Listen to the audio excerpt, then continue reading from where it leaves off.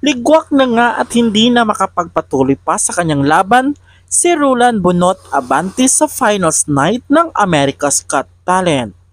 At ang dahilan di umano ng kanyang pagkatalo ay ang maling pagpili ng kanta na hindi angkop at swak sa kanyang boses o genre.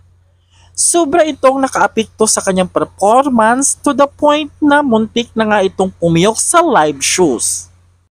Ang kakantahin sana daw ni Roland Bonot Abante ay ang kantang Lady.